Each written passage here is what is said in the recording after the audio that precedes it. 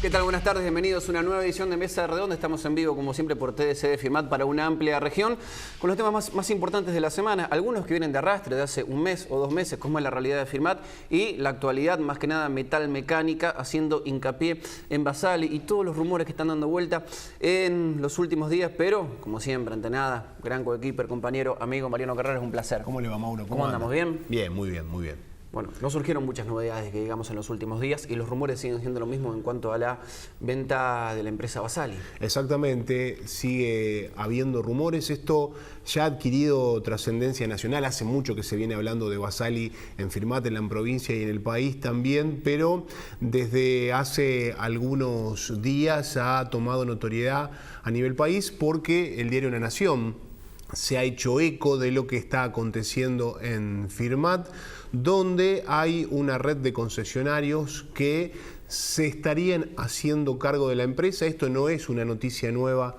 en la ciudad. Sabemos que las negociaciones continúan. En un momento pareció que la cuestión estaba ya casi resuelta. Después, en este mismo canal, uno de los accionistas de la firma, hablamos de Martín Bismara, bueno, planteó que él también quería tener una participación en esa negociación y desde entonces, Mauro, se está justamente negociando, pero el tema ya ha adquirido notoriedad nacional porque es un horizonte a lo que se venía dando de antemano, donde, bueno, había mucha incertidumbre sobre el futuro de la empresa Basali. Recordemos también que hasta el momento no ha existido una fuerte intervención del gobierno nacional, tal cual los esperaban desde la empresa, también desde el sector de los 5 funcionarios que están intentando hacer cargo de la firma comercial. Y por otro lado, y al mismo tiempo, una de las preguntas, uno de los planteos es que si la firma es sustentable con casi 600 trabajadores. Que eso veremos qué termina ocurriendo en caso de que avancen las negociaciones, Mariano. El compromiso hasta hoy de lo que se conoce, de lo que se ha mencionado públicamente o lo que ha trascendido por las fuentes que hemos podido dialogar es que los concesionarios le dijeron a los trabajadores: nosotros vamos a conservar las fuentes de trabajo, nosotros no vamos a afectar un solo puesto de trabajo. Esto, insisto, es lo que se conoce hasta hoy. La información que aparece en La Nación, eso quería referir, tiene como fuente central a la Unión Obrera Metalúrgica a nivel nacional. Nosotros hace tiempo que queremos tener en este programa algún representante, algún referente de la UOM. Hasta el momento eso no ha sucedido. Esperemos que prontamente puedan darse novedades y también tener a alguien al menos del gremio que aporte más luz acerca de cuál es hoy por hoy la situación en particular de Basali, que sabemos, Mauro, es el corazón productivo de nuestra ciudad, que es lo que incide directamente en la vida de los firmatenses. Mucho se habla de lo que va a acontecer en el segundo semestre. De hecho, varios dirigentes lo han mencionado en este programa a partir del segundo semestre. Bueno, ¿la situación va a mejorar o no? Claro, digo, me parece que ¿no? Lo que estará aconteciendo en Firmat en el segundo semestre está estrechamente ligado a lo que pueda llegar a suceder con la firma Basali y con otras empresas que también son del sector metal mecánico. El fondo rotatorio de 8 millones de pesos que aportó el gobierno de la provincia de Santa Fe es un subsidio a la municipalidad que lo transforma en crédito para las firmas comerciales metalmecánicas en crisis. Se abrió un registro hace un mes. ¿Y qué novedades hay al respecto, Mariano? Las novedades hoy, Mauro, son que había 25 empresas preinscriptas, es decir, abrieron la preinscripción, 25 empresas se mostraron interesadas en acceder a lo que ese dinero, ese monto podría prestarles el municipio. Hoy lo que se conoce, al menos hasta el día lunes, eran 2 las empresas que habían cumplimentado con todos los papeles para poder acceder a estos créditos que realmente son muy beneficiosos y que tiene hoy por hoy el Estado local a partir del dinero que ha destinado la provincia de Santa Fe. Veremos qué novedades hay en los próximos días, pero bueno, son las cuestiones centrales por donde hoy pasa la producción y el trabajo de Firmat, es decir, Ahí está centrada la mayor atención. Veremos si en los próximos días hay novedades. Ojalá que cuando este programa empiece a repetirse en el transcurso de la semana ya haya noticias o haya cuestiones que estemos diciendo hoy que hayan quedado de lado, sean viejas y se den otras novedades más favorables. Recordemos que son 8 millones de pesos, de los cuales el 40% se destina exclusivamente a Basali. Las empresas que puedan cumplir con los requisitos planteados por la normativa que se aprobó en el Consejo Municipal de Firmat tienen un límite de 500.000 pesos o en su defecto 35.000 pesos por trabajadores exclusivamente para la compra de insumos. No pueden las empresas, como hay varias que deben salarios, pagar los salarios caídos con ese dinero. Exactamente, así que veremos cómo continúa esta historia. También hay otras empresas, como decíamos, que están en una situación endeble. Es el caso de Alcal, que ahora hay incertidumbre acerca de quién es el titular de la empresa. Aparentemente quien era el titular ahora dice no serlo o daría un paso al costado y entonces tendrían que hacerse cargo las propietarias anteriores. Bueno, también hay un dilema en esa firma que abre muchos interrogantes y en el marco de todos esos interrogantes están los trabajadores y está una ciudad que basa su economía, que basa su realidad en base, Mauro, a lo que le sucede a estas empresas, porque después esto es un efecto dominó, es decir, lo que acontece con el trabajo en las fábricas tiene repercusión en el comercio, en los servicios y demás. Estamos hablando de que no se está analizando actualmente en Firmat el impacto del aumento de la tarifa eléctrica y de gas. Estamos hablando de una situación previa a los tarifazos. Veremos cuándo empieza a funcionar la rueda de la producción, ¿qué termina ocurriendo? En minutos nada más dialogamos con el senador nacional mandato cumplido, actual diputado provincial del Frente Progresista Cívico y Social, Rubén Justiniani, que ya está en los estudios de TDC de Firmat, y también nos va a visitar la senadora nacional del Frente para la Victoria, María de los Ángeles Sagnún. Si le parece, vamos a la primera pausa y en un ratito empezamos a profundizar esto que vos mencionabas, Mauro, que es la otra parte de la historia, los tarifazos, el veto que se ha dado recientemente por parte del presidente de la Nación a la ley antidespidos que había aprobado el Congreso. Bueno, cómo inciden también todas estas cuestiones que quizás en Firmat todavía no estamos atendiendo en demasía porque hay otros asuntos que son más urgentes. El endeudamiento de $1.000 millones de las provincias que fue aprobado en la Cámara Baja y que veremos qué termina ocurriendo finalmente. Pausa comercial, ya volvemos con Mesa Redonda.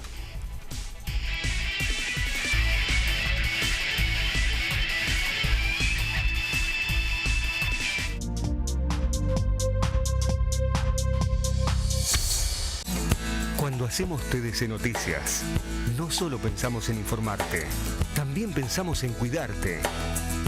Porque la mejor forma de hacerlo es mostrarte la verdad de las cosas. La realidad de la región en forma objetiva, simple y clara. Formamos parte de tu vida porque compartimos tu mesa. El barrio, las calles, las alegrías, las tristezas, las luchas. Hace 1000 programas que estamos al aire, pero en realidad el número es un simple dato, porque el esfuerzo, las ganas y las ideas tienen la misma esencia que el primero. TDC Noticias, una buena forma de decirte que nos importás.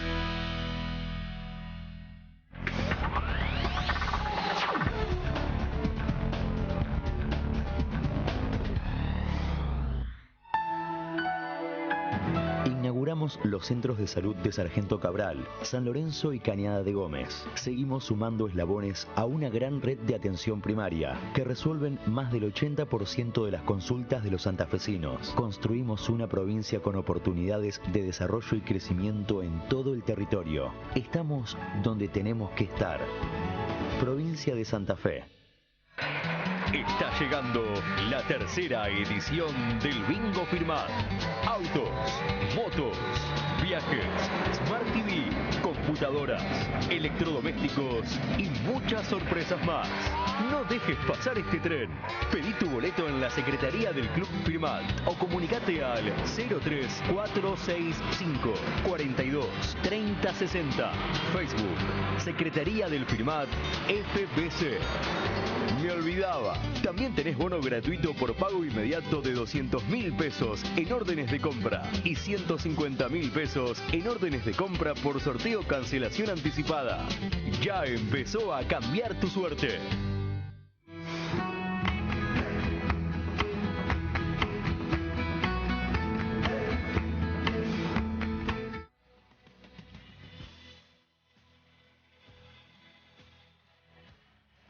Cuando tenés una gran tarjeta, tenés grandes descuentos, excelentes promociones y financiación de hasta 12 cuotas fijas.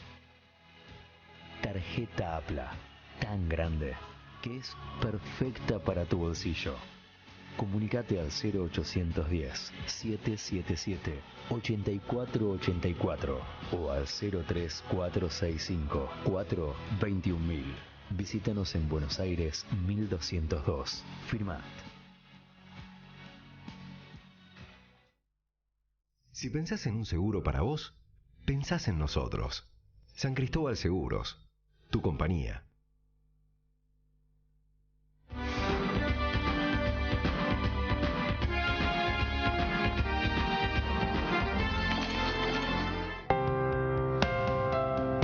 Cámara de Diputados de la Provincia de Santa Fe. El diálogo transforma.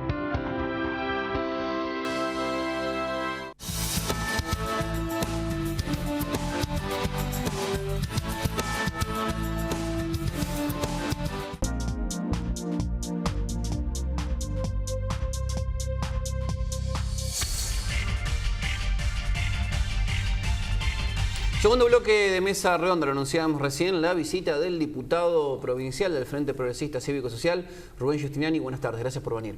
¿Qué tal, Mariano? Buenas tardes. Mauro. Mariano. Medio, sí, ahí. Y Mariano, un gusto estar acá, gracias por la invitación.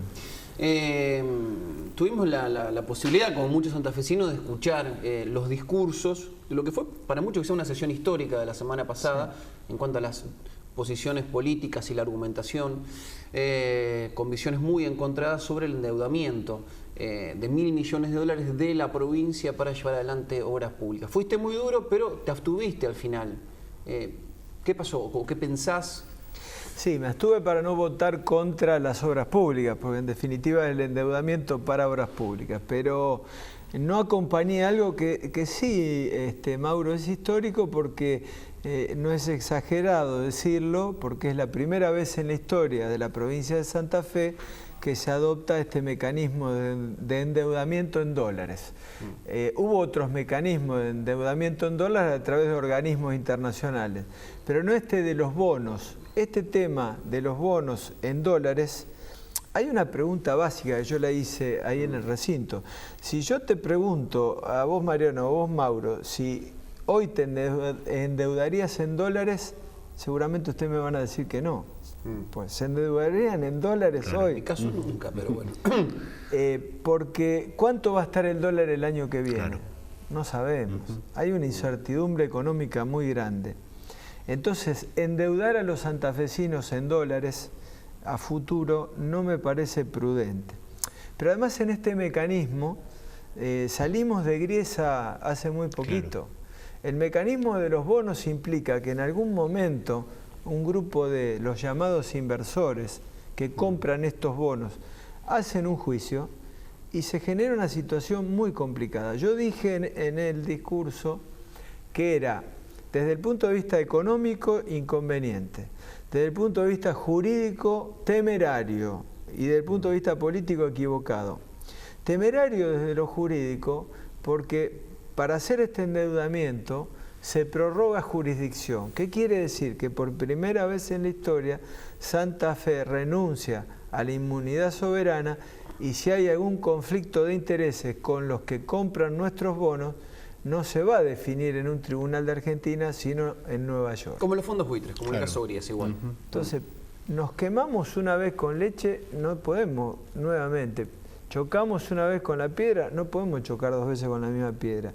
Entonces, y en un contexto donde lo que yo planteaba, inconveniente desde el punto de vista económico, Santa Fe está recibiendo 700 millones de pesos más de coparticipación que no estaban presupuestados. por mes, producto del fallo de la Corte de noviembre pasado, que le devolvió el 15% de la coparticipación que se le restaba históricamente desde el 2004 en adelante.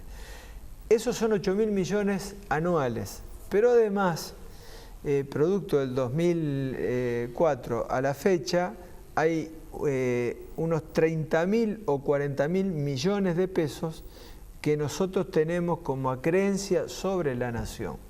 Y eso la Corte le dio fecha, y eso hay que discutirlo con obras públicas, y eso representa 3 veces más de estos 1.000 millones, que serían unos 15.000 millones de pesos. ¿Por qué se saca este crédito entonces? ¿Es complicada la situación económica financiera de la provincia?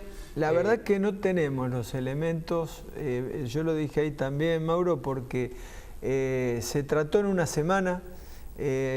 Yo planteé que esto se debería haber discutido muchísimo más profundamente por el tema jurídico de esta cuestión de reasignar soberanía de los tribunales nacionales, por esta cuestión de ir a un mecanismo en donde entras, que lo dicen los decretos 331 y 332 de la provincia, hay que ir a bancos extranjeros, hay que contratar bufetes extranjeros de abogados, hay que contratar agencias calificadoras y agentes financieros internacionales, porque como lo reconoció el ministro de Economía, es todo un mecanismo nuevo que no conocemos. Y todos sabemos que entrar en el mundo de casino, de la especulación financiera, es muy peligroso. A nivel nacional es muy peligroso, y además la nación tiene herramientas como la política cambiaria. A nivel provincial es doblemente riesgoso, porque yo también ahí lo planteé. ¿Qué pasa? Pues dice, no, pero Santa Fe está bien económicamente y va a poder pagar siempre. Sí, puede ser. Digamos, es llamativo porque se puede dar en una estructura de presupuesto muy rígido, donde salarios ocupa un porcentaje muy importante del presupuesto, pero supongamos que siempre podemos pagar. Pero hay otro problema que pasó hace muy poquito en Argentina. No solamente pasó el problema de los buitres, sino pasó otro problema, que no había dólares. Y entonces ni los importadores, ni las industrias, nadie podía obtener dólares. Sí, el dólar no lo fija la provincia, en definitiva. No lo fija la provincia. ¿Y qué pasa si la provincia no puede comprar dólares para pagar esa deuda? Es decir, hiciste un poco de historia en la sesión y te fuiste allá al primer empréstito de 1824 con Rivadavia, con la Bari Brother. Claro. Digo, te corriste bastante al extremo, porque en ese momento con la plata que llegó no se hizo nada, ¿no? Fue todo para amigos ingleses radicados en Argentina, y todas las obras públicas que estaban previstas no se ejecutó ni una sola. Digo, me imagino que, o espero, uno desea que no pase esto ahora, ¿no? No, esperemos que no pase, pero yo lo que dije ahí, que había otros mecanismos. Incluso teníamos la aprobación desde el año 2013 de una ley que habilitaba un endeudamiento de 2.200 millones de pesos, y no resignaba jurisdicción, lo hacías en pesos y también constituías un fondo. Es decir, que si vos sumabas lo que hoy te está entrando por coparticipación, la creencia que tenemos sobre Nación de entre 30.000 y 40.000 millones, ese crédito que teníamos, que podíamos salir a tomar de 2.200 millones, ya estaba la habilitación, a mí me pareció que no es una buena decisión salir ahora a buscar 1.000 millones de dólares y quedar endeudados. Por eso creo que sí, que es histórico, pero no desde el punto de vista positivo, claro, una medida histórica, sino la veo negativa. Nosotros le preguntábamos en el programa anterior al diputado Real, justamente por esta misma norma, y él decía, bueno, son obras y este es el momento. Y el planteo era, bueno, ¿y las deudas? Digamos, ¿quién se va a hacer cargo? O, además de las obras, ¿qué deuda le vamos a dejar a los que vengan después a partir de esto? Sí, las deudas, por eso decía antes, la historia del país nos demuestra que este tipo de deudas en dólares, en el mercado financiero internacional, en este mundo de casino, de especulación financiera, abre un interrogante negativo. ¿Qué se discutió en los fondos buitres el otro día? Se discutió, bueno, si se pagaba o cómo se pagaba o qué dureza ante los fondos buitres. Si eres senador nacional, ¿cómo hubieses votado? Yo en contra, porque de la manera, me parece que también se cedió mucho en esa negociación. Le dimos no solamente lo que Griesa pidió, sino que prácticamente el chantaje de Singer, de los NML, que fueron los fondos buitres más duros, prácticamente se le dio todo. Yo creo que se podía haber hecho una negociación mejor, pero había que salir. Acá es como que entramos a la boca del lobo innecesariamente. En ese debate de los fondos buitres había que salir de la boca del lobo. Acá ingresamos sin que nadie nos obligara. Entonces, este es el problema que yo marqué, que me parece inconveniente y equivocado desde lo político. Porque Santa Fe es una provincia progresista. Santa Fe me parece que tiene que dar muestras distintas al país de que podemos hacer otras cosas, otras herramientas. Y esta decisión es lo más duro del neoliberalismo, es decir, este mecanismo... O el PRO acompañó, por ejemplo, en la provincia. Claro, sí, bueno, claro. Sí, claro, creo que el PRO está de acuerdo con esto. Es lo que dijo desde el gobierno nacional, de cuando pasó lo de los buitres, como que fue la voz de mando a endeudarse todo el mundo. ¿Te llamó la atención que Roy López Molino, el referente del PRO en la provincia, se manifestara a favor durante la sesión? 5 minutos antes de votar se fue y volvió 5 minutos después de votar. Votaron los del PRO a favor, menos él, que no votó. Me di cuenta después por los medios de comunicación, no había reparado, porque bueno, uno está ahí en el recinto, yo hablé, participé del debate, voté, pero no me había dado cuenta de la situación. No sé qué explicación dio el diputado López Molina, no la conozco. No muchas. No la conozco. Rubén, el otro tema que hoy por hoy está en agenda y que se viene hablando es el tema de las tarifas. Ustedes también han marcado allí una postura que de algún modo disiente con lo que viene diciendo el Frente Progresista, porque inclusive han hablado de retrotraer la tarifa y ver, bueno, cómo se acomoda esto para no trasladárselo al usuario. ¿Cómo está hoy ese planteo? Primero recordanos cuál es el planteo y después si ha tenido algún tipo de asidero esto que ustedes han planteado. Sí, dos cosas. Un proyecto mío y de Silvia Sburger y de Palo Oliver, que somos dentro del Frente Progresista, Sburger y yo, del bloque Igualdad y Participación, y Oliver del radicalismo.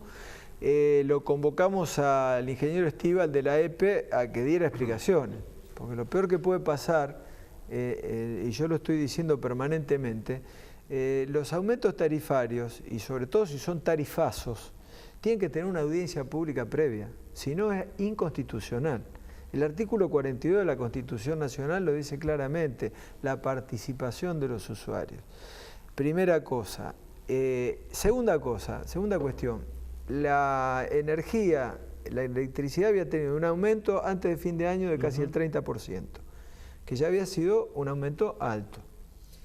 Y ahora, producto del quite del subsidio nacional, y eso es lo que nos explicó cuando lo convocamos al ingeniero Estíbal, se produjo un aumento para los usuarios residenciales del 58%, que sumado al 30%, esa acumulación da casi un 100% a la boleta que vos tenías. Algo que dependen de la EPE, porque hay muchas realidades distintas en la provincia. Cooperativas. Hay cooperativas que están por encima de eso. Por encima de eso, exactamente. Y tenemos una realidad donde la provincia, como explicaba antes yo, la Nación tiene deudas con la provincia.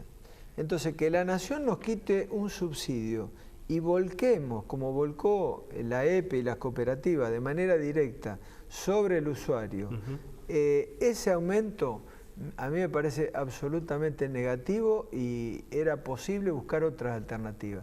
O sea que nosotros planteamos para el segundo aumento buscar una alternativa de negociar con la Nación.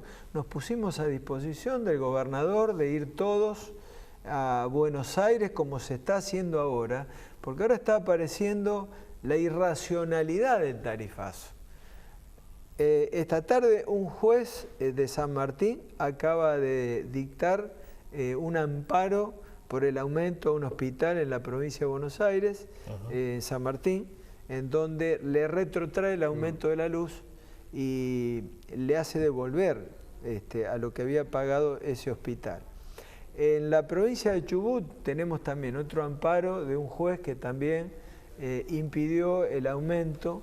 Hemos visto la reunión de los gobernadores con el ministro de Energía Aranguren en donde a tarifas de un aumento en el sur de 1800%, dijo como gran anuncio, vamos a impedir y ponemos un tope de 400% de aumento. Yo no sé si reparan en de lo que se está hablando. Hoy hubo suspensiones en GAFA, en la empresa de heladeras, de freezer, que está 360 trabajadores en Rosario. Se conoció en las últimas horas también la suspensión de un turno importante en Asindar y en una planta de Navarro que dicen que la quieren vaciar para que se traslade toda la actividad a San Nicolás. Digo, por un lado está el enfriamiento de la economía, por un lado el tarifazo y por otro lado lo de GAFA impacta la apertura de las importaciones. Y la recesión, Mauro, la recesión golpea. Nosotros hacemos cada 3 meses en nuestro Instituto de Igualdad Argentina el índice de confianza del consumidor, que lo hace a nivel nacional la Universidad de Itela. Y te da claramente una retracción al consumo muy fuerte. Es decir, que acá se suman en el contexto económico combinaciones que son explosivas, porque es una inflación que está en valores muy, muy fuertes, porque la devaluación del 40% el año pasado se trasladó todo a precios, y con estos tarifazos empujan la inflación hacia arriba y en un contexto de retracción de consumo en donde el golpe al bolsillo de los trabajadores de ingresos fijos, de los jubilados, de las pensionadas y de los que están en negro se da con mucha fuerza y también en los sectores medios. Por eso nosotros estamos planteando con mucha fuerza esto de retrotraer estos aumentos y discutir una posibilidad distinta, porque todos entendemos la necesidad de inversión que tiene aparte para un una buen discusión servicio. política, digamos, netamente, porque estamos hablando de que los dineros podrían tenerse desde otro lugar, que la EPE tiene una relación directa con el gobierno provincial, es decir, hay un debate político que se puede resolver mediante decisiones políticas, digo. Es una cuestión de abrirse también a estudiar otras posibilidades, porque en algún punto uno puede decir, bueno, lo más sencillo es decir, me sacaron los subsidios y lo traslado al usuario, que fue lo que se hizo.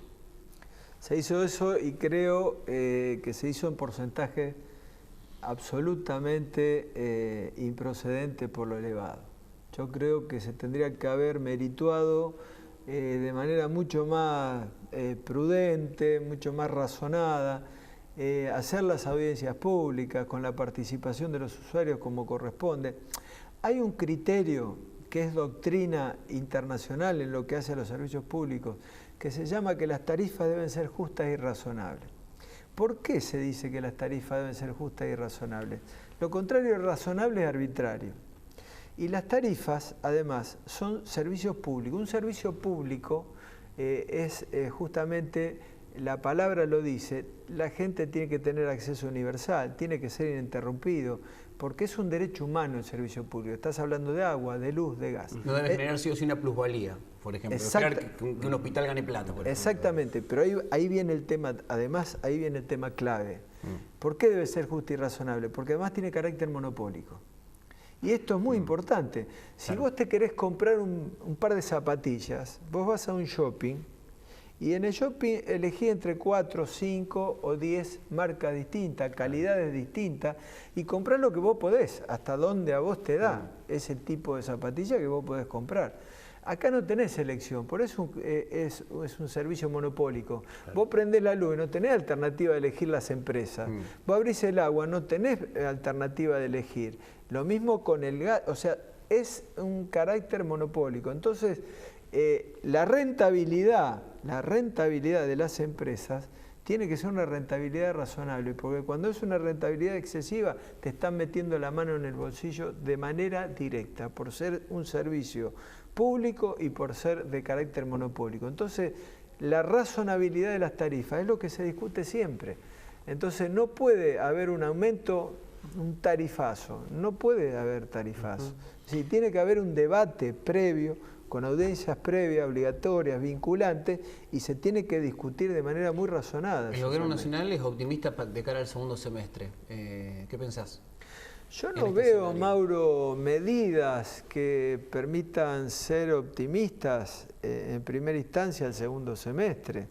A mí me parece que va a haber un arrastre de todas estas medidas que golpean fuertemente de manera recesiva. Entonces, todos sabemos que la economía es lenta en reaccionar. O sea, si acá hay un golpe como está habiendo al consumo de la maquinaria de la gente que consume, que mueve la cosa, la rueda de la economía y que el comercio funciona, todos terminamos siempre en lo mismo, ¿no? Y esto es importante decirlo en Firmat y ustedes lo saben.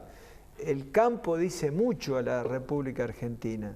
El campo aporta mucho a la economía del país y cuando uno dice el campo, no solamente habla de las hojas, cuando uno dice el campo está hablando de Basali, está hablando de la metalmecánica, está hablando de todo un país que no somos Alemania, no somos un país desarrollado donde tiene una industria. Digo, hay una relación directa y venimos de una realidad de emergencia hídrica que también ha golpeado fuertemente. O sea, no sabemos todavía las evaluaciones finales de lo que ha golpeado la emergencia hídrica sobre la cosecha. Todavía en los campos de acá alrededor se está trillando y se está viendo que el rinde está muy por debajo de lo que se esperaba por lo que ha producido el efecto hídrico. Entonces, eso de que el segundo semestre mejora todo, yo todavía no tengo los elementos concretos como para decir puede ser así. No lo veo y no veo las medidas conducentes a que sea así. ¿Y lo que ha sucedido en este primer semestre era esperable? ¿Lo intuía, lo esperaba, digamos, por parte del gobierno de la Nación o en parte hay algo que lo haya sorprendido? Bueno, se pensaba que un gobierno de Macri iba a apostar mucho más al mercado, digamos, a liberar el mercado. Evidentemente que eso era así. Me parece como que se le fue la mano, ¿no? Me parece que todos estos tarifazos, creo que no se tomó las medidas necesarias como para no perjudicar a los sectores que menos tienen en el país, a los trabajadores, a los jubilados. ¿Hay un desconocimiento del territorio? ¿Que todas las medidas se toman en forma lineal para todas las provincias? Digo, lo del gas, no lo mismo vivir en Misiones que vivir en Chubut o en Tierra del Fuego, digo. Sí, pues sabes, Mauro, que sí, y cuando fue el ejemplo de las pizzas, fue gráfico eso que vos decís. A mí me tocó como senador nacional estar una parte en Buenos Aires, una parte en Santa Fe, durante todos estos años. Y yo me quedé afónico, como casi estoy ahora, tantas veces en los debates en el Senado, diciéndole que le mostraba las boletas, que no podía ser que un porteño pagara 30 pesos la luz, 30 pesos el gas, que el conurbano bonaerense rico, San Isidro, digamos, todos esos lugares de mucho dinero, pagaran los servicios como lo pagaran. Entonces, cuando toman esta medida, yo veo que los ministros nacionales dicen, pero si en definitiva es el costo de 2 pizzas, decía el ministro de Economía, el aumento que se... Claro, para Buenos Aires, pero el 300%... para Santa Fe, para Córdoba, y por eso fue la gente con 200 pizzas y se le vamos a pagar con pizza al ministro de Economía, pues están fuera de la realidad. Están fuera de la realidad porque piensan con cabeza porteña y no le pasa solo a este gobierno. En general los gobiernos se instalan en Buenos Aires y toman medidas pensando la realidad de la capital federal y la realidad del interior es absolutamente diferente. Rubén, como referente histórico del socialismo, ¿está en un lugar incómodo hoy donde ve que hay colegas suyos que acompañaron este acuerdo con los fondos buitre, donde hay un gobernador que impulsa ingresar en esta rueda financiera? No, bueno, nosotros conformamos una corriente de opinión dentro del Partido Socialista, que tenemos nuestra identidad, que planteamos la elección dentro de las internas del partido acompañando a Héctor Polino a nivel nacional, o sea que nosotros tenemos nuestra propia identidad y bueno, tenemos nuestras diferencias con medidas que se toman. Yo me presenté a las primarias, nos presentamos con lista propia, 135.000 santafesinos nos apoyaron para esto que estamos haciendo hoy. Yo dije en la campaña electoral, me escucharon ustedes, me acuerdo de un reportaje que hizo Mauro, marco regulatorio de los servicios públicos. Fue uno de nuestros primeros proyectos.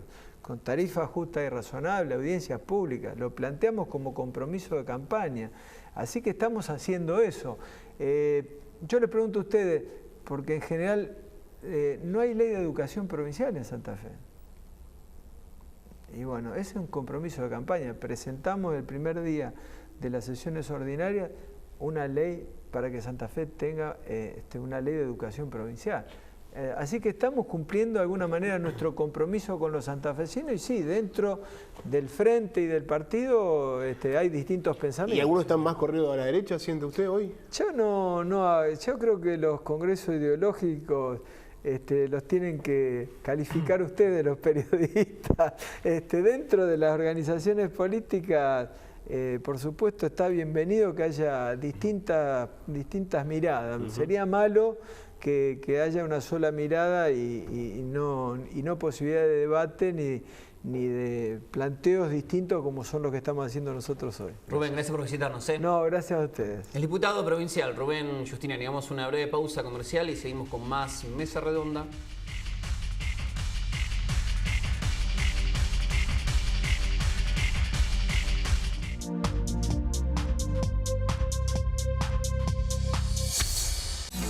Cuando hacemos TDC Noticias, no solo pensamos en informarte, también pensamos en cuidarte. Porque la mejor forma de hacerlo es mostrarte la verdad de las cosas. La realidad de la región en forma objetiva, simple y clara. Formamos parte de tu vida porque compartimos tu mesa.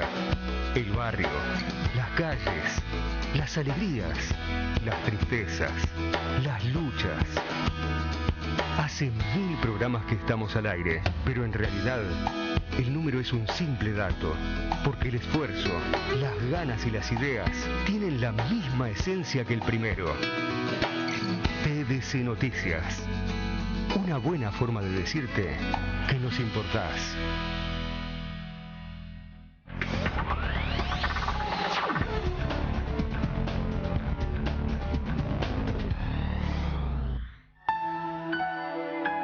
Inauguramos los centros de salud de Sargento Cabral, San Lorenzo y Cañada de Gómez. Seguimos sumando eslabones a una gran red de atención primaria que resuelven más del 80% de las consultas de los santafesinos. Construimos una provincia con oportunidades de desarrollo y crecimiento en todo el territorio. Estamos donde tenemos que estar.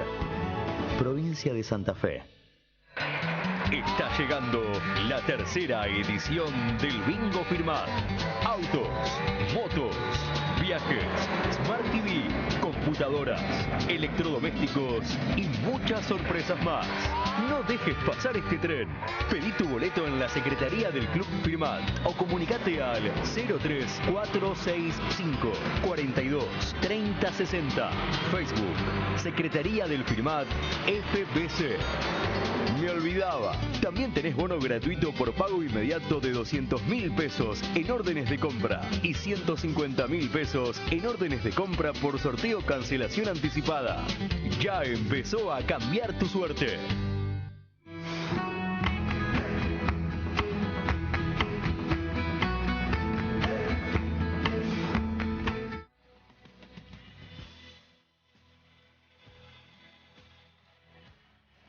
Cuando tenés una gran tarjeta, tenés grandes descuentos, excelentes promociones y financiación de hasta 12 cuotas fijas. Tarjeta APLA, tan grande que es perfecta para tu bolsillo.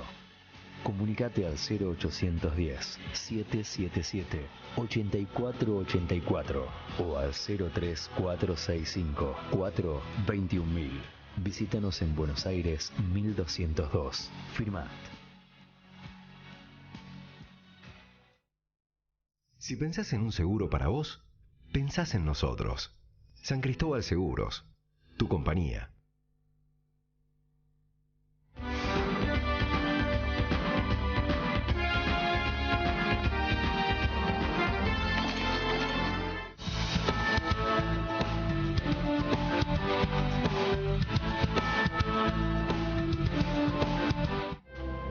Henry Ford dijo una vez, el 50% de la publicidad es completamente inútil. La cuestión es saber cuál es ese 50%. Vos, ¿en qué mitad querés estar? TDC llega a más de 26 localidades del sur de Santa Fe y su señal es recibida por más de 200.000 televidentes. Comunicate al 03465 421 988, al mail info@tdconline.com.ar, www.tdconline.com.ar. Tu espacio publicitario está en TDC. Tu manera de ver las cosas.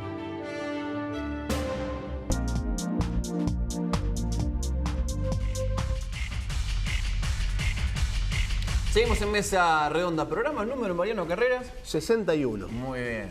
61. Hago los deberes yo porque ustedes si no después me llama la atención y demás. Con invitados. Con invitados, Invitadas, exactamente. en este caso. Con la senadora nacional Marilyn Sonún, ¿cómo le va? ¿Qué tal? ¿Cómo están? Gracias. Bueno, muy bien, gracias por venir. No, por favor. Con una agenda muy nutrida, recorriendo fuertemente el territorio, pero bueno, con un tema que es el de los últimos días, que es esta decisión del presidente de la Nación de vetar una ley del Congreso. Sí, la verdad que nosotros esperábamos que fuera otra la decisión, más allá de que se había preanunciado que si salía votada esta ley se iba a vetar.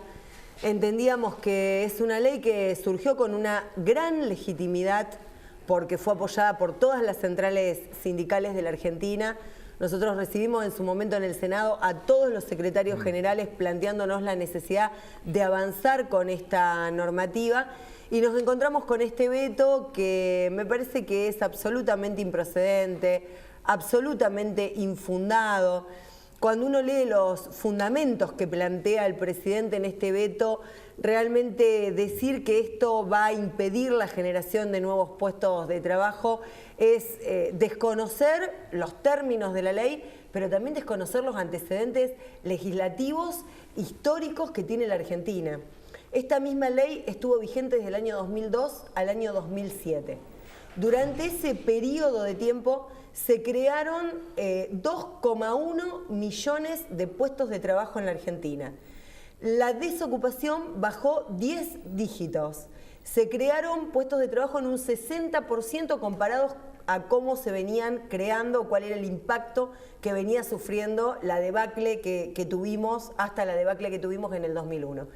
Entonces, nosotros entendemos que a lo que se marcha, más allá de los fundamentos que digo son verdaderamente improcedentes, es hacia una situación de flexibilización laboral. Lo que se está ocultando detrás de este A ver, explicar al televidente, ¿no? A doña Rosa, a don Pepe que nos está mirando del otro lado para que trate de entender. Es facilitar que se puedan producir despidos de Claro, porque lo que se veta, para que la gente también lo tenga claro, es una ley antidespidos. Digo, hay cosas que por ahí parecen obvias para nosotros, pero el que lo está viendo... Claro, es una ley antidespidos que planteaba que por 180 días no se puedan realizar despidos sin causa, no despidos con causa. Ajá. Estamos hablando de los despidos sin causa, los que se producen porque el empleador decide prescindir de ese empleado, que muchas veces y en general son empleados que tienen una gran antigüedad, son empleados que por esa antigüedad, justamente y en razón de esa antigüedad,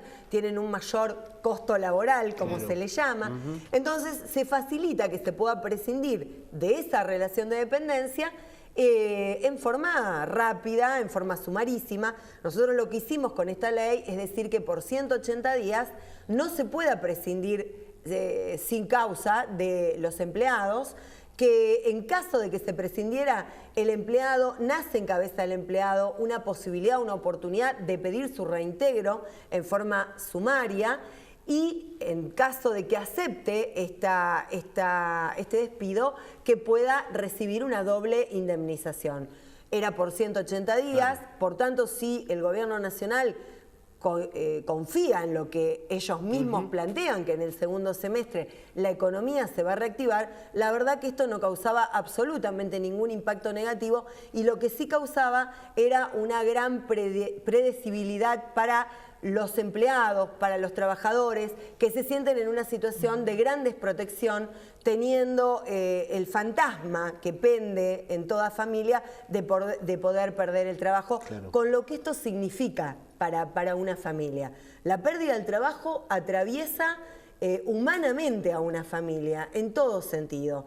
Imposibilita la tarea de la familia, imposibilita la concreción de sueños, imposibilita la educación de los hijos, y la verdad que nosotros entendemos de que es necesario proteger el trabajo como gran ordenador social, por eso lo votamos en el Senado. Por eso los distintos bloques, nuestros compañeros también del Frente para la Victoria, apoyaron en la Cámara de Diputados de la Nación y nos encontramos con este veto que realmente nos resulta absolutamente improcedente, como decía antes. Mucho se habló de la independencia de poderes, además. Digo, parte de lo que se dialogó y fue eje de las discusiones, de los debates durante el año pasado, era la independencia de los poderes, recuperar esa independencia. Y cuando hay un Congreso que en 2 cámaras toma una decisión, aprueba una ley, inmediatamente se la da de baja. Hay una contradicción que se nota muy claramente. Sí, es una enorme contradicción con lo que se vino pregonando en la campaña, con la división de poderes, con los consensos que se construyen en el marco de sendas cámaras, tanto en la Cámara de Senadores como en la Cámara de Diputados. De todas maneras, yo entiendo que el vetarla es un gran gesto y es una señal de por dónde va el gobierno. Cuando yo planteo lo de la flexibilización laboral, estoy planteando que mientras ellos vetan la ley antidespidos, quieren plantear un programa de empleo donde ya no se aporte de la misma manera que se aporta a la seguridad social, donde haya una mayor maleabilidad respecto de las condiciones laborales, de las condiciones de trabajo, que desde mi punto de vista violentan claramente el artículo 14 bis de la Constitución Nacional. La pregunta es, digo, en cuanto a flexibilización laboral, ¿cómo el Congreso de la Nación permite que entre en vigencia este programa de empleo joven, mediante el cual el Gobierno Nacional hace un acuerdo con McDonald's, que le van a pagar a los trabajadores 5.000 pesos aproximadamente por mes, que esa parte de eso lo va a pagar el Gobierno Nacional, cuando el mínimo vital y móvil se va a 8.000 pesos. Digo, un 40% casi por debajo de lo que marca el mínimo vital y móvil. Digo, está de alguna manera cometiendo una irregularidad terrible. Se está violentando la ley, claramente. ¿Puede intervenir el Congreso ante eso? ¿Puede intervenir el Poder Judicial, tan acostumbrado a intervenir que está en este último tiempo? El Congreso tiene que intervenir dictando aquellas normas que nosotros entendamos que son correctas. Una cosa es tener en cuenta la perspectiva del ingreso al mercado laboral de un sector joven y otra cosa es, en el marco de las políticas económicas que se están tomando, tener en cuenta esto. Porque, a ver, se puede llevar adelante un programa de empleo joven, como de hecho se llevó durante los 12 años de nuestro gobierno, pero eso va concatenado en el marco de definiciones políticas macroeconómicas que establecen la defensa del trabajo, la defensa de los aportes de la seguridad social de los trabajadores, de la estabilidad laboral. Acá vamos a contramano, acá esto viene a abonar una política macroeconómica que evidentemente no solo en la Argentina, en la región está tendiendo a bajar el costo laboral para hacer competitiva la economía. Reitero, ¿ustedes desde el Congreso pueden hacer algo o no? Claro que sí, que podemos hacerlo porque nosotros somos quienes vamos a estar monitoreando estos programas y vamos a exigir que se cumpla con la ley,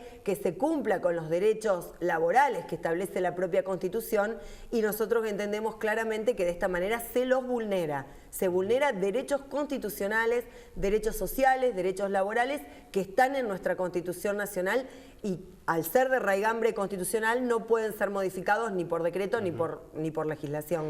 Marilyn, mucho de lo que se argumenta hoy por hoy también desde el Gobierno Nacional, bueno, esto es producto de lo heredado. Es decir, estamos de esta manera o estamos haciendo esto porque heredamos una situación que nos lleva a esto.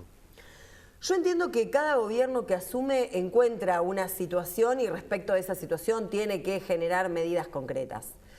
Nosotros planteábamos en su momento en campaña con nuestro candidato Daniel Scioli que había cuestiones que nosotros teníamos que rever, que remirar, porque por supuesto el contexto internacional se va transformando en forma permanente y nosotros no somos conservadores, por tanto no podemos seguir adelante con políticas que ante el cambio que se genera en el orden internacional, tanto económico como político, no generen ningún tipo de transformación. Nosotros teníamos que llevar adelante algunas transformaciones, pero de ningún modo íbamos a dejar librado al mercado, digamos, a los trabajadores, no íbamos a dejar librados al mercado a los sectores populares.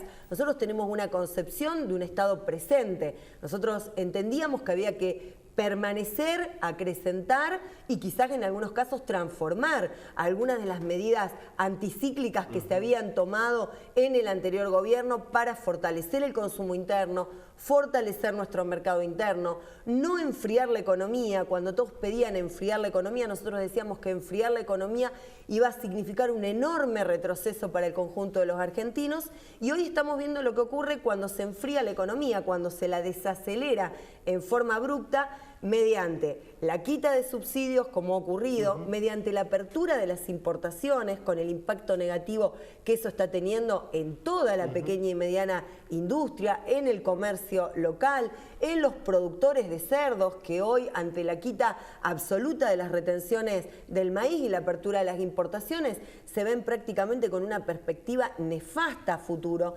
Nosotros creemos en un Estado presente, en un Estado que lleve adelante políticas activas, en un Estado que interviene en la economía, porque la teoría del derrame no se produce porque sí. Para que haya derrame tiene que haber un Estado, y yo muchas veces lo digo en forma un tanto burda, que ponga el dedo dentro de la copa y que permita que eso derrame. Esas eran las políticas que hay que compartir, muchachos. Exactamente, hay que redistribuir. Y vemos ahora como tantos sectores que creyeron en las promesas de campaña de Mauricio Macri, hoy encuentran cómo fueron estafados claramente desde el punto de vista electoral. Porque cuando se les planteaba la quita de subsidios, cuando se les planteaba los programas que se estaban llevando adelante desde el punto de vista social, entendía que era darle subsidios a ciertos sectores populares. Y hoy yo creo que la enorme mayoría de la clase media ha comprendido que la política de subsidios en la Argentina era una política anticíclica, era una política que a lo que tendía justamente era generar capacidad de ahorro, porque quien pagaba una tarifa eléctrica más baja tenía capacidad de ahorro para irse de vacaciones, para salir los fines de semana, para comprar en cualquier comercio indumentaria. Bueno, y las pymes además, o las pequeñas empresas, los pequeños negocios también. Las pequeñas y medianas también. industrias estuvieron la semana pasada en el Senado de la Nación, en nuestra comisión, en la que conformo de Industria y Comercio, planteando la situación. Las electrointensivas de la provincia de Santa Fe están sufriendo una situación muy compleja. Entonces, nosotros lo que estamos planteando es llamar la atención del gobierno nacional. Nosotros entendemos que se está a tiempo de rever algunas de las políticas que se están implementando, que se están llevando adelante. Es un momento para estar muy cerca del pueblo santafesino, muy cerca del pueblo argentino. Hubo mucha prueba y error, ¿no? En algunos casos retrocedieron, dieron marcha atrás con medidas tomadas de la Nación. Digamos. Por eso entiendo que se está a tiempo, y entiendo que junto con el movimiento obrero organizado, que va a cumplir un rol protagónico en esta etapa, la dirigencia política de vastos sectores, no solo digo del peronismo, del Frente para la Victoria, sino muchos otros. Yo recién escuchaba al diputado Giustiniani y me parece que está hablando en el mismo sentido. He escuchado funcionarios provinciales que hablan en el mismo sentido. Entiendo que es un momento para que aquellos sectores que entendemos que el Estado debe cumplir un rol protagónico para igualar, para llevar justicia social, para generar mayor redistribución de la riqueza, debe cumplir ese rol y no debe retroceder, porque la verdad que le costó mucho al pueblo argentino volver a dimensionar la importancia de un Estado presente. ¿No ves un Estado benefactor entonces?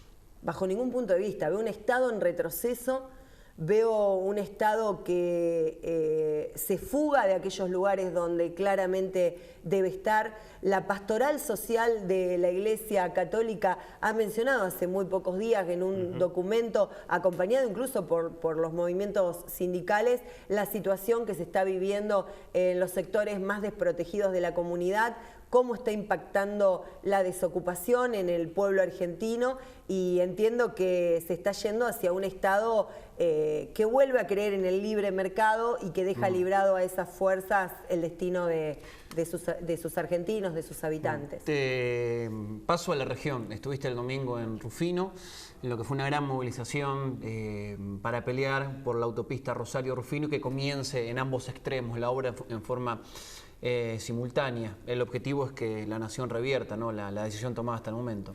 Sí, así es, hemos estado acompañando, ya había estado en otra oportunidad en una gran asamblea popular que se hizo en un club de la ciudad de Rufino, Matienzo. En el Club Matienzo, y en esta oportunidad también estuvieron presentes muchísimos vecinos, presidentes comunales, intendentes, concejales de la región, acompañando esta necesidad que tiene el pueblo, no solo de Rufino, del pueblo de Santa Fe, el pueblo argentino, porque la verdad que esta ruta es una ruta transitada por muchísimos argentinos y hemos perdido muchísimas vidas. El valor vida es el valor más importante. Entiendo que era un lugar donde teníamos que estar los legisladores, bajo esta consigna de que la autopista Rufino-Rosario no se negocia, y allí estuvimos, y por supuesto les puse también mi despacho desde la Ciudad de Buenos Aires, más todo lo que podamos hacer desde la provincia de Santa Fe para seguir peleando por esta obra que entendemos que es muy importante. Estuvo Iguacel hacía pocos días en Rufino,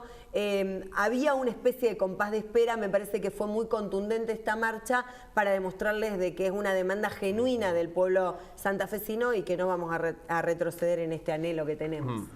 Otro de los temas, Marilyn, tiene que ver con el juzgado federal. Ya está la ley, de hecho, bueno, fue el propio Justiniani en su momento uno de los impulsores de esta ley para que Venado Tuerto tenga el juzgado federal. ¿Cuál es hoy el presente de esto también, que es una demanda de larga data? Muy bueno, estuvimos la semana pasada en una comisión que fue la Comisión de Acuerdos del Senado de la Nación, donde ya Arzubi Calvo, que es el abogado, el fiscal propuesto para este juzgado, pasó dentro de muchos otros funcionarios que pasaron por esta comisión de acuerdos. Ahora hay que aprobar estos pliegos. Yo estoy trabajando fuertemente en este sentido, junto con el intendente de Venado Tuerto, presidentes comunales e intendentes de la región, pero también con el Colegio de Abogados de Venado Tuerto, con distintos sectores de la sociedad civil que ven la necesidad de que este juzgado federal avance, así que estamos a la espera y bueno, trabajando con el resto de los senadores, planteándole a todos la necesidad de que se apruebe este pliego y esperando que se reingrese el pliego del defensor público, que es el que se retiró en diciembre, el que había mandado en su momento la presidenta. Fueron retirados los dos, se reincorporó solo el de fiscal, que ya está, como les decía, en comisión de acuerdos. Ahora estamos requiriendo que el de defensor se reingrese y ya el Consejo de la Magistratura elevó la terna para la designación del juez. Estamos haciendo un seguimiento permanente al tema, entendemos que es uno de los temas de agenda centrales para el sur de la provincia de Santa Fe, que va a ayudar no solo en la cuestión de la prevención del delito, de la persecución del delito como el narcotráfico, como la trata, como el lavado de activos, sino que también va a traernos la posibilidad de contar con fuerzas de seguridad federales que estén afectadas a este juzgado federal y que también vengan a generar un trabajo preventivo en toda la región. Lo que estamos viendo en imagen en este momento son distintos edificios públicos, el edificio del playón del ferrocarril en Venado Tuerto, también el edificio del Correo y un edificio de un privado, el histórico Sibeli, donde funciona de alguna manera, ese es el del Correo, donde funciona también un estudio contable que se desocuparía de alguna manera a fin de julio. Las tres opciones se manejan, ¿no? Como espacio físico. Sí, estuvimos trabajando en el tema, de hecho tuvimos una reunión con Juan Bautista Maíquez, que es el secretario de Justicia de la Nación en su momento, planteándole cuáles eran las alternativas. El intendente de Venado Tuerto había hecho algunas propuestas, incluso se habían mandado algunos croquis para algunas reformas de algunos edificios. Se están barajando esas alternativas, también se está barajando la posibilidad de alquilar algún inmueble que pueda ser afectado al juzgado federal. Estamos tratando de llevar de la mano tanto la tarea respecto del trabajo de infraestructura para poder contar con el edificio, conjuntamente con toda la tarea que significa la designación de autoridades para dicho juzgado. El pedido de este juzgado tiene como finalidad o como centralidad en su momento la persecución del narcotráfico. Hay un proyecto que está defendiendo y planteando el senador departamental Lisandro Enrico que tiene que ver con que la justicia provincial sea la que intervenga en temas de narcomenudeo. ¿Qué pensás al respecto? ¿Qué crees de esta propuesta? Yo siempre entiendo que cuando desde el punto de vista jurídico planteamos un cambio respecto de la jurisdicción en la persecución de los delitos, claramente tenemos que ir hacia la especialización. tenemos que tener jueces, fiscales, funcionarios judiciales y fuerzas de seguridad preparadas para eso. Entendemos que claramente el narcotráfico tiene que ver con la justicia federal porque existen funcionarios judiciales y existen fuerzas de seguridad preparadas para la persecución de ese delito. Transformar esto y llevarlo a la justicia provincial claramente requeriría una transformación dentro de la justicia provincial, la capacitación, la preparación de los auxiliares de la justicia, de los funcionarios judiciales y por supuesto de las fuerzas de seguridad. Y la verdad que me parece que en un momento donde estamos evaluando cómo se está poniendo en marcha el nuevo Código Procesal Penal, cómo se genera una profunda reforma de la justicia provincial, cómo hacemos para que la justicia realmente le llegue al vecino, porque lo que nosotros advertimos en la medida que dialogamos con nuestros vecinos es que entienden que es muy poca la justicia concreta que llega en el caso concreto después de haber sido víctima de algún tipo de delito. Entonces, entiendo que es un tema muy delicado sobre el que tenemos que seguir trabajando, pero que es necesario hablar de especialización y para que haya especialización también tienen que haber recursos económicos puestos al servicio de esa especialización. Marilyn, gracias por visitarnos, es muy amable. A ustedes, muy María amable. de Los Ángeles Agnun, senadora nacional del Frente para la Victoria. Y nosotros estamos llegando al final de Mesa Redonda. Mariano Carreras. Un gusto. Como siempre. Y me quedaba para el final algún tema que charlábamos recién con Marilyn. De la movilización importante del domingo en Rufino. Más de 1.500 personas formaron parte pidiendo a la Nación que la obra empiece en ambos extremos y no que arranque en Rosario y avance hacia Venado, porque ya les pasó eso con el gas y no quieren que se repita la historia. El intendente del PRO, Abel Natalio Latanzi, intendente de Rufino, tomó notoriedad en los últimos 9 y 10 años por la cantidad de protestas que encabezó, por ser el más bravo en los piquetes del campo, allá por marzo hasta julio del 2008, cortando, no dejando pasar a nadie, bloqueando la ruta. Fue el piquete más duro, agarrándose a tiros con camioneros, hasta cuchillos hubo, hasta recibió muchas trompadas en su momento. Dejó pasar la hinchada Independiente nada más en ese entonces. Y no estuvo presente el domingo, no fue. En esta primera oportunidad de una movilización importante, quizás una de las más importantes de la historia de la ciudad, tenía que estar del otro lado y ayudar a los vecinos con la gestión, con el lobby, que lo viene haciendo, porque sabemos que está gestionando para que la obra también comience al lado de Rufino. Decidió no ir. No solamente no ir, sino que le prohibió a todo su gabinete para que vaya. Esperemos que la próxima vez reflexione, que piense en todos los vecinos de la ciudad y lo importante de que es acordarse también de las raíces siempre, ¿no? Están en las movilizaciones, en los piquetes, en los cortes, en la ruta. Es fundamental, me parece. Y de las causas, Mauro. Me parece que hay causas que tienen que ver con la región, con la ciudad, que trascienden algunos compromisos o algunas cuestiones que puedan incomodar la presencia o no de Latanzi, que sabemos que es del PRO, pero me parece que él, sobre todas las cuestiones, es un vecino de Rufino. Exactamente. Y entonces digo, no hay que perder de vista eso, porque en definitiva él, su familia y demás seguirán viviendo en Rufino y esa obra va a ser para ellos también. Un placer. Ahora sí nos saludamos. Bueno, listo. Gente, gracias por estar como quieren siempre del otro lado. No, siempre yo me enojo, yo con estas cosas me enojo. enojo. Tomar un café más vale. Como quien decía, me hierve la sangre, si no me hierve. Gracias. Hasta la semana que viene. Esta fue Mesa Redonda.